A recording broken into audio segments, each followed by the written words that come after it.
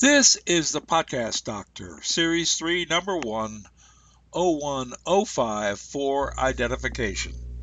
The Podcast Doctor is in.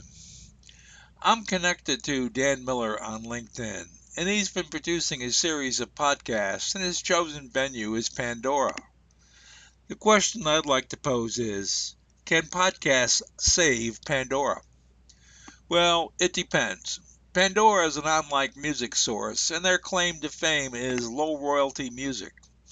If you're looking for your favorite artist or show tunes, you're not going to find them on Pandora. It's like satellite radio.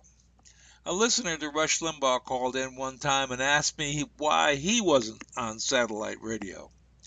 Rush's response was immediate and emphatic.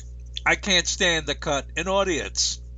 Satellite services reach perhaps 500,000 listeners, and his syndicated radio show reaches as many as 29 million listeners.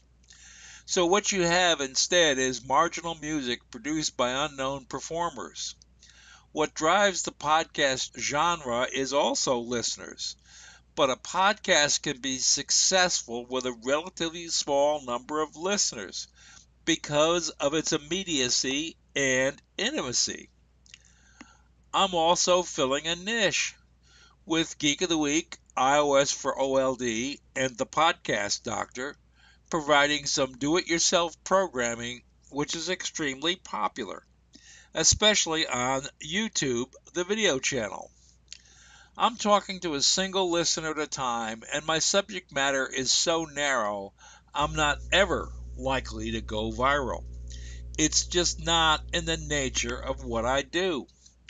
Most podcasters strive to be in directories such as iTunes or Apple's podcast directory and or Stitcher.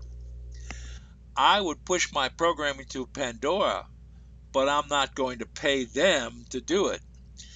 I don't have to. If they want my programming, they can pay me. Podcasting was a bomb waiting to explode, and that explosion was caused by the smartphone. Every iPhone is also an iPod. Of course, it's required that your car radio have a Bluetooth connection or a USB port, so your chosen genre can be heard on your car radio. When I bought a replacement radio, I purchased Pandora Access and actually tried to listen, but managing a one-knob radio and driving are just too difficult for me. So now I listen to my own podcast or AM radio through an iPhone radio app. When I first started to use radio apps, I used iHeartRadio. They had Dave Ramsey and Rush Limbaugh, but not Kim Commando.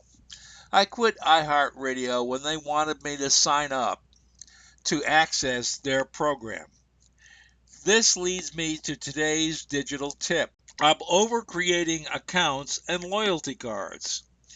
I knew we had reached a saturation point when Walgreens announced their card. You can't get out of any Walgreens fast enough as it is. This has been Podcast Doctor Series 3, Number 105 for identification.